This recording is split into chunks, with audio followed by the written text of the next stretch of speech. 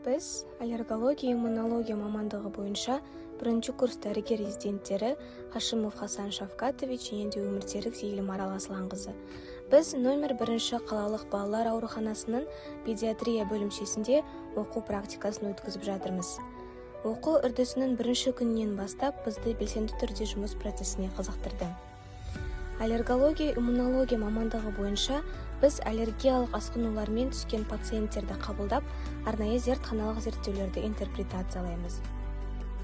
Аллергологиядағы зерттеу мен бақылаудың аспаптық әдістерінің деректерін түсіндіреміз. Өмірге қауіп төндіретін жағдайларда шұғыл аллергологиялық көмек көрсету, анафилактикалық шок, көмейдің ісінуі, жіті уытты аллергиялық реакция, астматикалық статус. Түнгі кезекшілікте қабылдау бөлімінде жедел жәрдеммен түскен науқастарды қабылдап, шұғыл көмек көрсеттік. Анафилактикалық шок пакетімен қолдандық. Құжатты жүргізуді және де рәсімдеуді үйрендік. Қазіргі таңда түрлі конференцияларға қатысып, мақала жазуға ақпарат жинап, дайындалып жатырмыз.